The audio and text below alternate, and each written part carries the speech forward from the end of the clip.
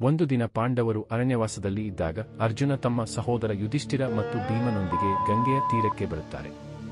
ಅಲ್ಲಿ ಅವರು ಸ್ನಾನ ಮಾಡೋದಕ್ಕೆ ತಯಾರಿ ಮಾಡ್ತಿರ್ತಾರೆ. ಆದರೆ ಏನೋ ವಿಚಿತ್ರ ಶಬ್ದ. ಆಕಾಶದಲ್ಲಿ ಒಂದು ರಥ ಹಾರುತ್ತಾ ಬರುತ್ತಿದೆ.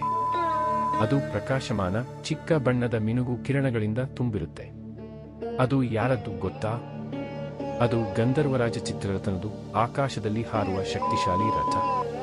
ಅವನು ದೇವತೆಗಳ ಬದಲಿಗೆ ಭೂಮಿಗೆ ಬಂದಿದ್ದ. ಆ ಕ್ಷಣ ಅರ್ಜುನನು ಆತನನ್ನು ನಿಲ್ಲಿಸುತ್ತಾನೆ. ಇದು ನಮ್ಮ ಬ್ರಾಹ್ಮಣರ ಸ್ನಾನ ಸ್ಥಳ, ನೀನು ಹಿಂದೆ ಹೋಗು. ಚಿತ್ರರಥನಿಗೆ ಕೋಪ ಬರುತ್ತದೆ. ನಾನು ಗಂಧರ್ವರಾಜನು, ನನ್ನನ್ನು ತಡೆದು ನಿಲ್ಲಿಸುವ ಧೈರ್ಯ ಯಾರಿಗಿದೆ? ಇದರಿಂದ ಯುದ್ಧ ಶುರುವಾಗುತ್ತೆ.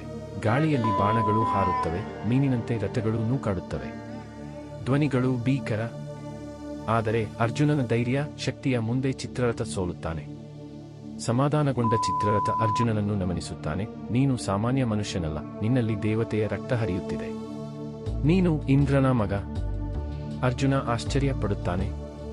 ಈವರೆಗೆ ಇದನ್ನು ಯಾರೂ ಹೇಳಿರಲಿಲ್ಲ. ಇಂದ್ರನು ದೇವತೆಗಳ ರಾಜ, ಮಳೆಯ ದೇವ. ಅರ್ಜುನಗೆ ತಾನು ದೇವಪುತ್ರ ಎಂಬುದು ಗೊತ್ತಾಗುತ್ತದೆ.